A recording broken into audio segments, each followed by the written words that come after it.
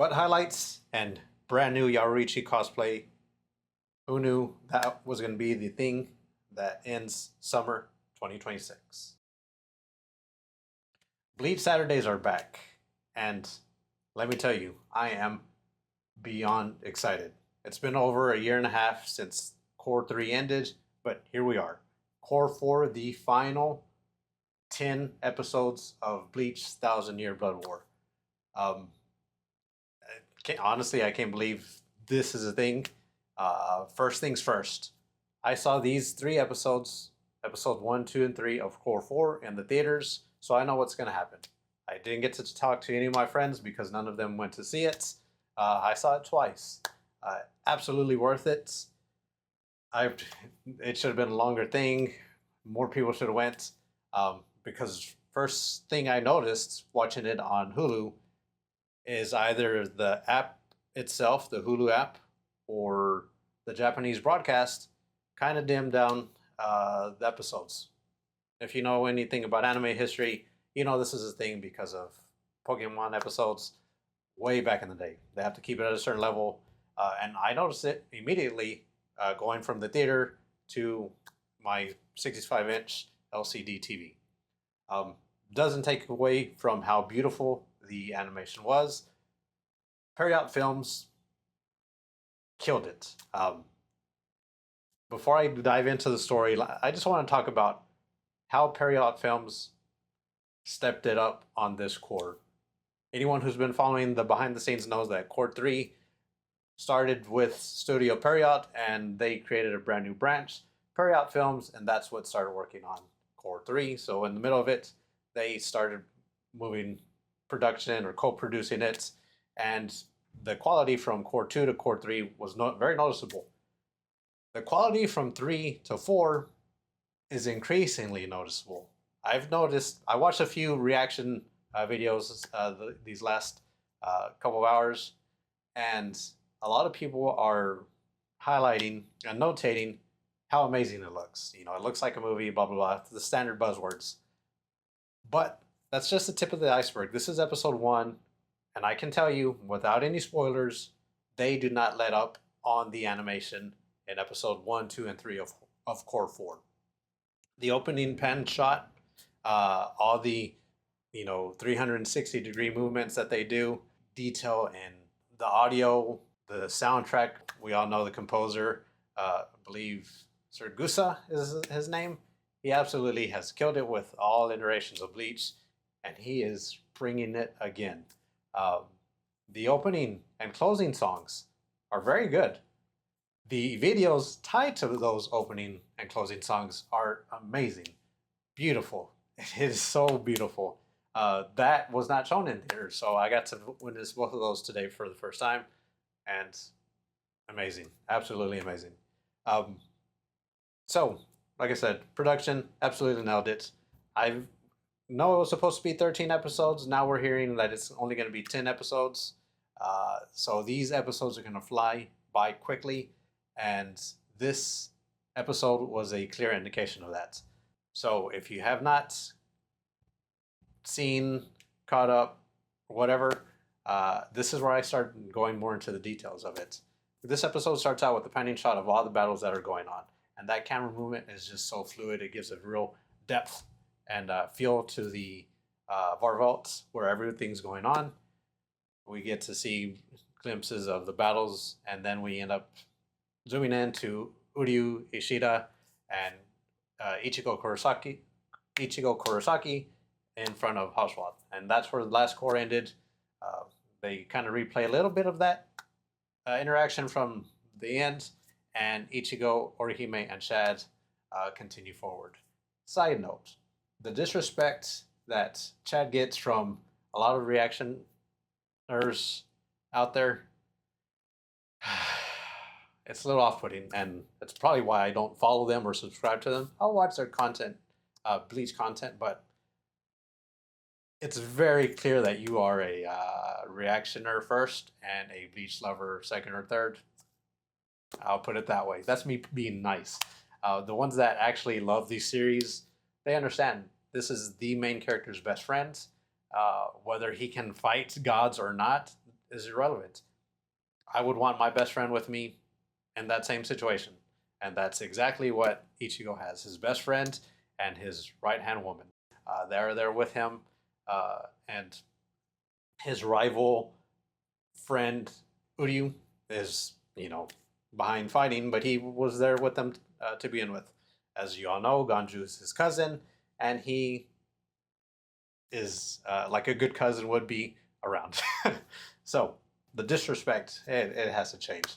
And the fact that a lot of these big YouTubers purposely butcher names when the names were said 2 seconds before they say it, it's a little disheartening. And that's why, with all honesty, I subscribe to probably 3 YouTube reactioners. So yeah, don't side tangent. Beside the point.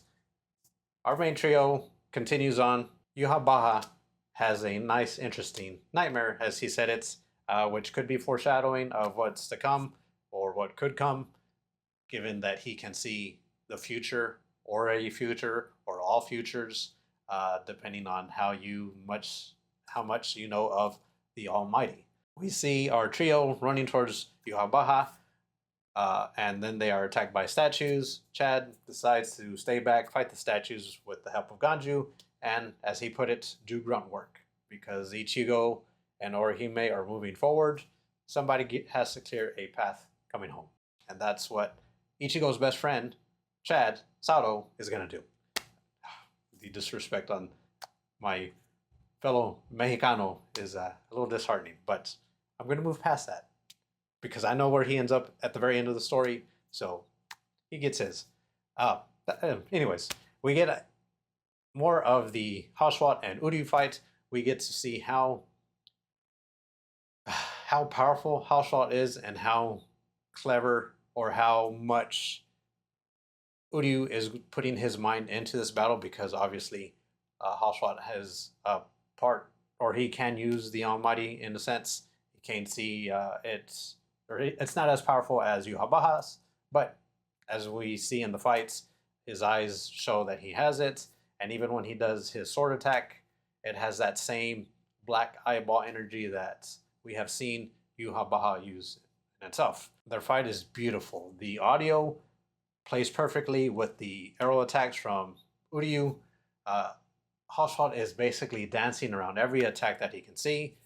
Uryu's trying to outsmart the Almighty to no avail. Hauswalt gets the upper hand, stabs him, and then explains what Yuhabaha's plan is. Basically to wipe out the 3 worlds and rebuild it in their own image. We get a nice little flash to the Earth realm and see Ururu, Tessai, and Ginta. They look in the sky, they see the rift that's opening up, and we get to see how much they've grown since the last time we saw them, which is pretty cool. A little fun fact: for as much as Korusuchi thinks he has surpassed Kisuke Urahara, if I'm not mistaken, Ururu and Ginta are mod souls that Kisuke created, kind of how like Nemu is with Korusuchi. I'm about 95% accurate on that.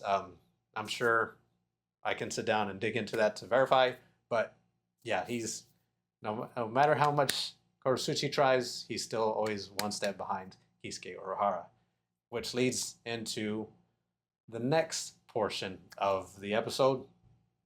We see him show up to save Yaoichi, who has slowly started to lose against Askin. I always butcher his name. Askin Naklavar. As a lot of people said, Budget Eisen. And when they started calling him that, I couldn't help but laugh, because I knew he was the real deal. And as we saw in the last core, he is the real deal. And we continue to see in this episode, he had the upper hand on Yaoichi. Kisuke shows up. Very funny interaction between Kisuke and Yaoichi. They are obviously best friends, probably lovers at the very end of the series, if not in between given their interactions. So he shows up right behind her, because she is in very Kubo fashion on all fours with all of her goodies highlighted, which I wasn't complaining. It's, Thousand Year Blood War.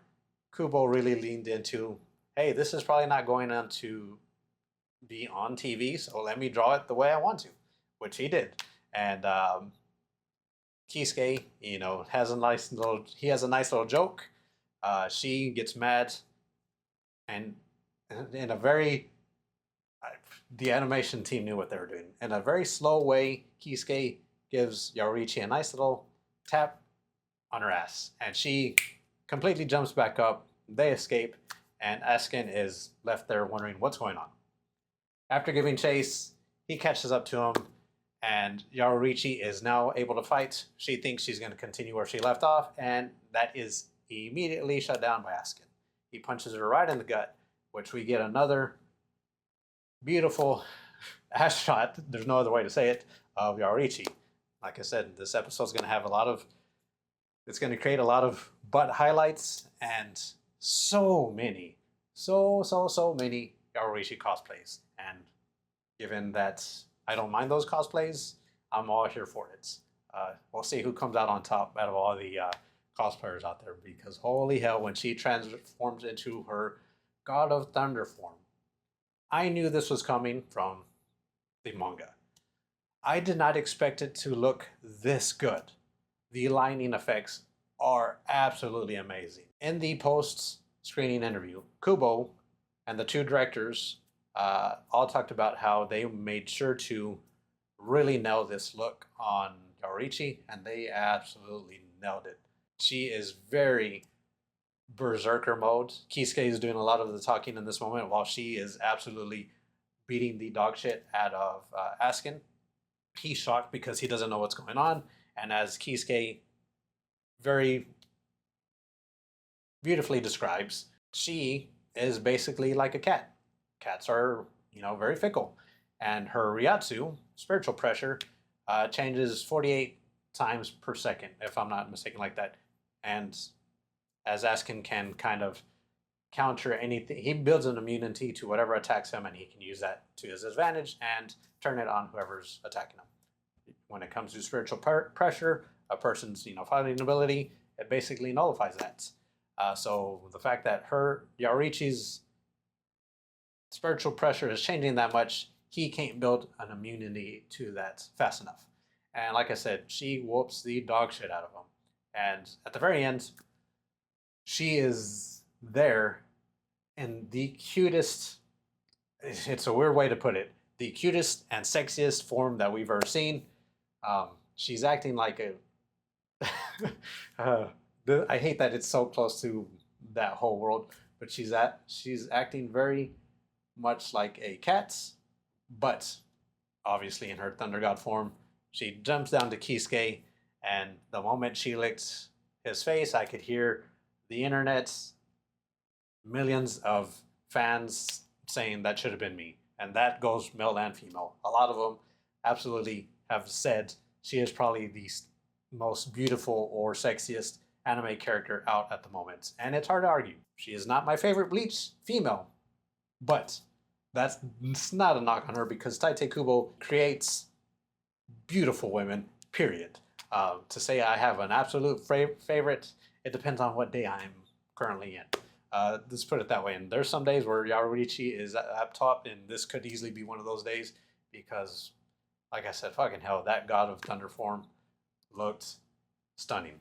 But yeah, that is pretty much it. We end with Askin, doing his old Stangdik, and this ultimate death ball covers the battlefields, and that's where the episode ends. We have a nice little poem at the end, just like continuing from the previous three cores. And back to what I said earlier, the ending is just beautiful. There's the art in the opening and ending. Holy crap! They are delivering on all fronts, and it shows. So yeah, like I said, I'm always biased when it comes to Bleach. Bleach is the only anime I ever review. I don't do reactions because I like to watch my shows from everything from live action movies, everything in the dark on my big screen, and I would be the worst reactioner ever. So this episode easily, hell, I want to say 4 out of 5. Hell, 4.5 out of 5 is even low. Hell, I'd say like a 4.8 out of 5. It was so good. The only gripe I had is that it was not as vibrant as it was in the theaters. So that's a very, very small knock. Like I said, I've seen the next 2 episodes. This pace that we're going in is going to continue. I can't wait to see. I can't wait to talk to all of my friends when episode 2 and 3 come out, because then, I haven't been able to talk to anybody about this stuff, and now I can. So yeah, episode 1 starts off strong.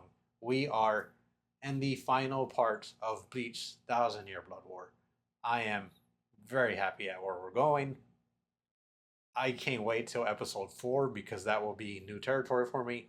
The final trailer that they dropped hinted at some stuff that I already know is coming. But at the same time, I know Core 4 is going to have plenty of new stuff. Because already in these first 3 episodes, without getting too much into detail, they've moved some stuff around. If you read the manga, you know what I'm talking about. So yeah, I think that's where I'm going to end it in this video. It feels good to be back to creating content again.